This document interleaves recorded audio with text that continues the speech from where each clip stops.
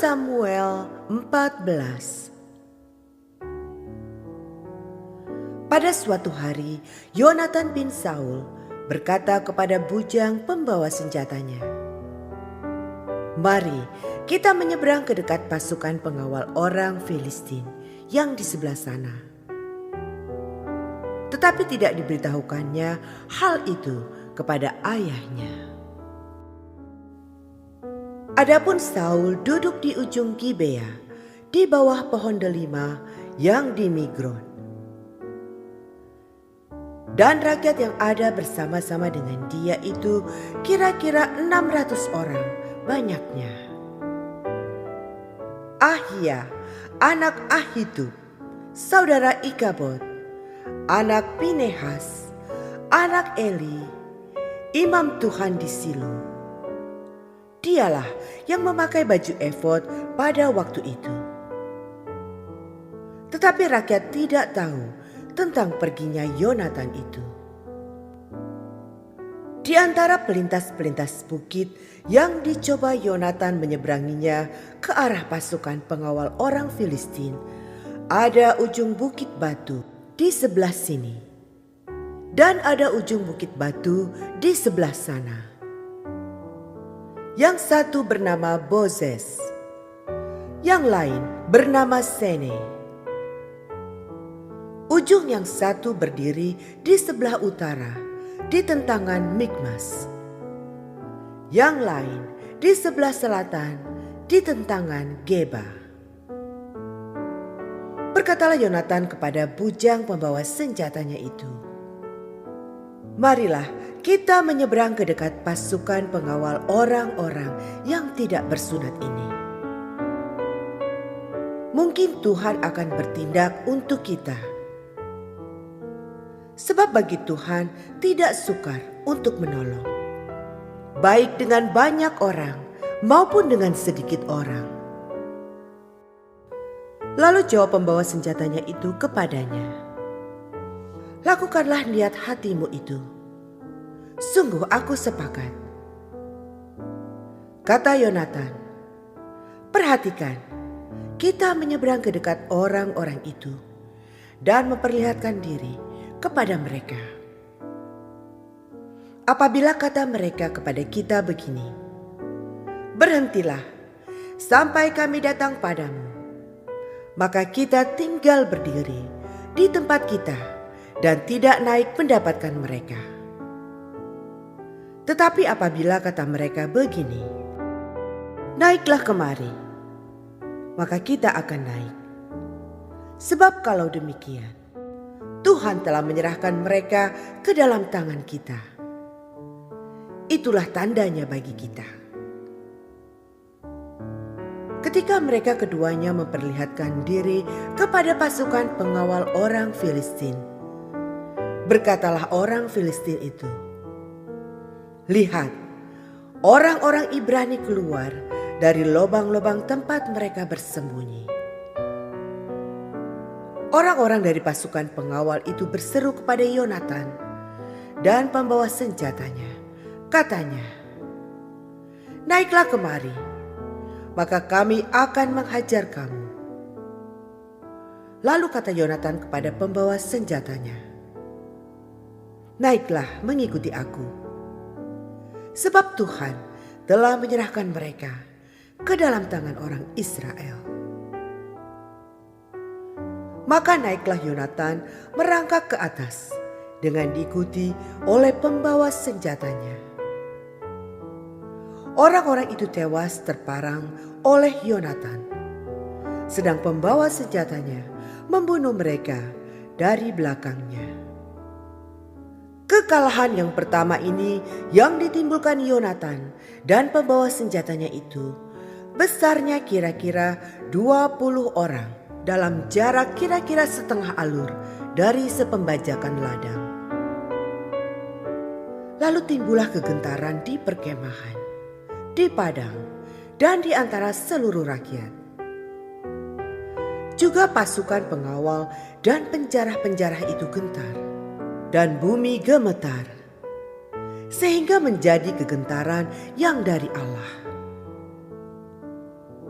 Ketika peninjau-peninjau Saul di Gibea Benyamin melihat hal itu, dan sesungguhnya orang ramai seperti ombak berjalan ke sana kemari. Berkatalah Saul kepada tentara yang bersama-sama dengan dia itu, "Periksalah barisan dan lihatlah siapa yang pergi daripada kita." Mereka memeriksa barisan, dan ternyata Yonatan dan pembawa senjatanya tidak ada. Lalu kata Saul kepada Ahia, "Bawalah baju efod kemari." Karena pada waktu itu dialah yang memakai baju efod di antara orang Israel. Tetapi sedang Saul berbicara kepada imam itu, maka kian lama, kian bertambahlah keributan di perkemahan orang Filistin. Sehingga Saul berkata pula kepada imam itu, "Biarlah." Kemudian berkumpullah Saul dan seluruh rakyat yang bersama-sama dengan dia itu. Dan ketika mereka sampai ke tempat pertempuran, tampaklah setiap orang menikam temannya dengan pedang. Suatu huru-hara yang sangat besar. Lagi pula orang-orang Ibrani yang telah lama tinggal pada orang Filistin dan yang telah ikut maju dalam tentara mereka. Mereka juga berbalik untuk bergabung dengan orang-orang Israel yang ada bersama-sama dengan Saul dan Yonatan. Bahkan ketika semua orang Israel yang telah bersembunyi di pegunungan Efraim mendengar bahwa orang Filistin telah lari, orang-orang itu pun bergabung dengan mereka dalam pertempuran. Demikianlah Tuhan menyelamatkan orang Israel pada hari itu. Pertempuran itu meluas sampai lewat Bet Awen. Yonatan dibebaskan dari kutuk. Ketika orang-orang Israel terdesak pada hari itu, Saul menyuruh rakyat mengucapkan kutuk. Katanya, "Terkutuklah orang yang memakan sesuatu sebelum matahari terbenam dan sebelum aku membalas dendam terhadap musuhku." Sebab itu tidak ada seorang pun dari rakyat yang memakan sesuatu. Dan seluruh orang itu sampailah ke suatu hutan, dan di sana ada madu di tanah. Ketika rakyat sampai ke hutan itu, tampaklah ada di sana madu meleleh. Tetapi tidak ada seorang pun yang mencedoknya ke mulutnya dengan tangan. Sebab rakyat takut kepada sumpah itu. Tetapi Yonatan tidak mendengar bahwa ayahnya telah menyuruh rakyat bersumpah. Ia mengulurkan tongkat yang ada di tangannya dan mencelupkan ujungnya ke dalam sarang madu. Kemudian ia mencedoknya ke mulutnya dengan tangan. Lalu matanya menjadi terang lagi. Dan seorang dari rakyat berbicara, katanya, "Ayahmu telah menyuruh rakyat bersumpah dengan bersungguh-sungguh." Katanya, "Terkutuklah orang yang memakan sesuatu pada hari ini." Sebab itu rakyat letih lesu. Lalu kata Yonatan, "Ayahku mencelakakan negeri. Coba lihat bagaimana terangnya mataku setelah aku merasai sedikit dari madu ini. Apabila jika sekiranya rakyat pada hari ini boleh makan dengan bebas dari jarahan musuhnya yang telah didapatnya. Tetapi sekarang tidaklah besar kekalahan di antara orang Filistin."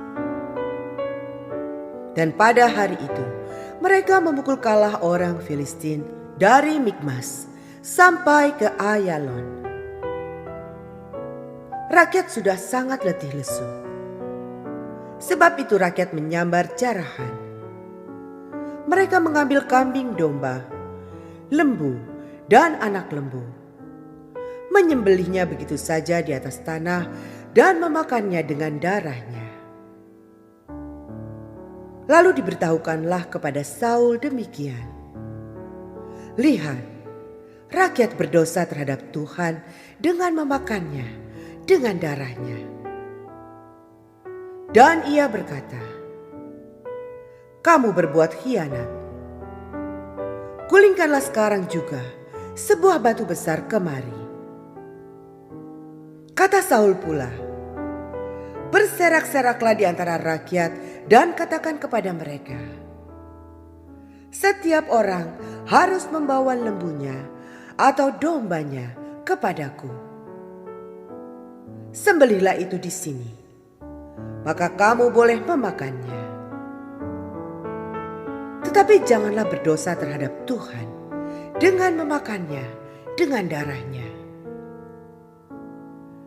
Lalu setiap orang dari seluruh rakyat membawa serta pada malam itu lembunya, dan mereka menyembelihnya di sana. Saul mendirikan mezbah bagi Tuhan.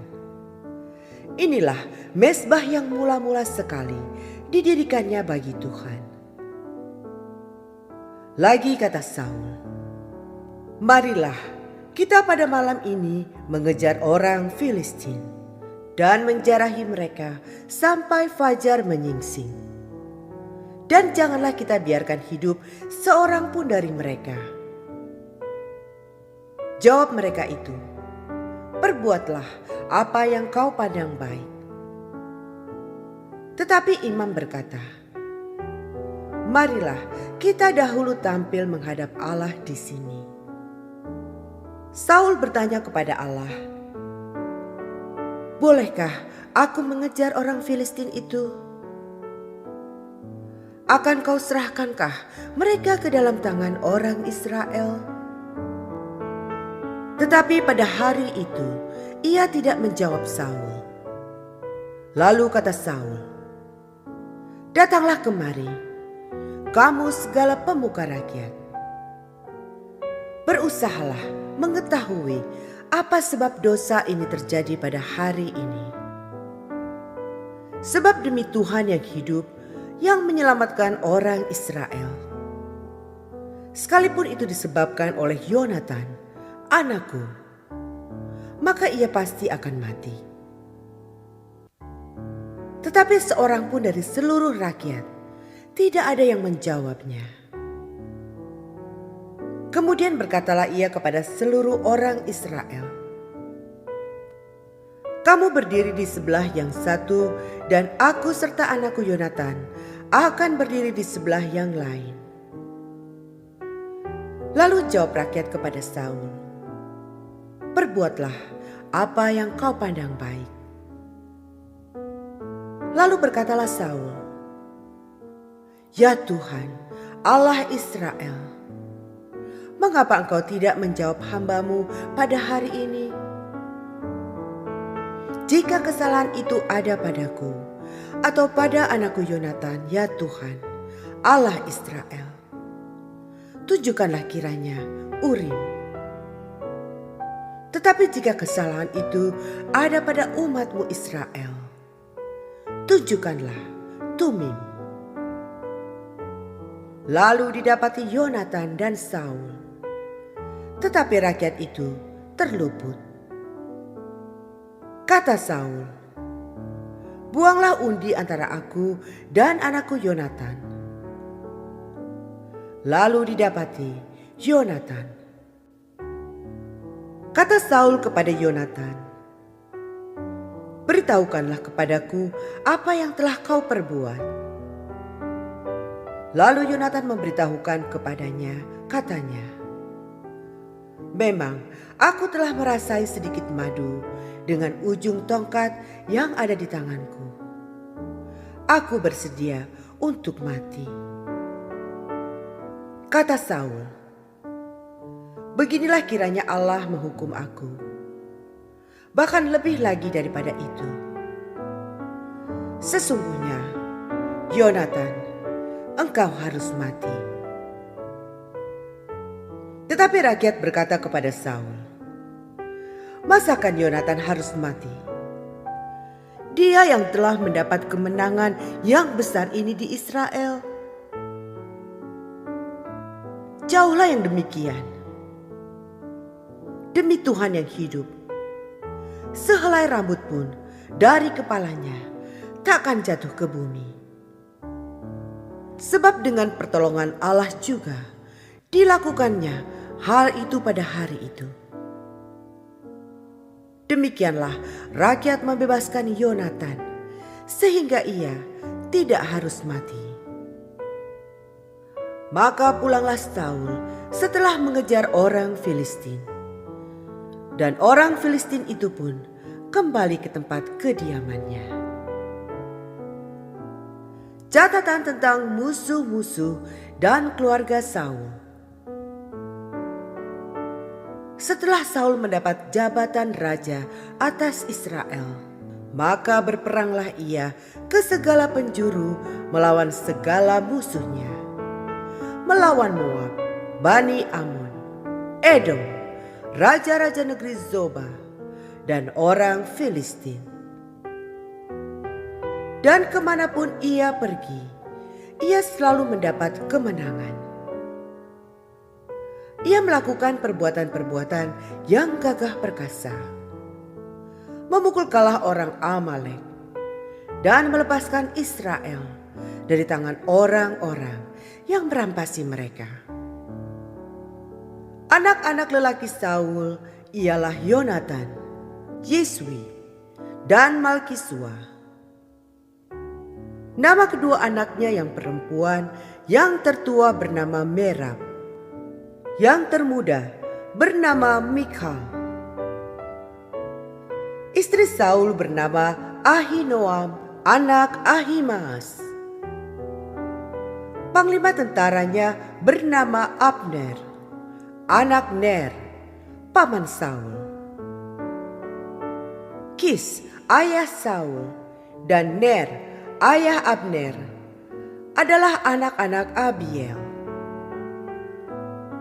Hebat peperangan melawan orang Filistin selama zaman Saul. Dan semua pahlawan dan orang gagah perkasa yang dilihat Saul dikumpulkannya kepadanya.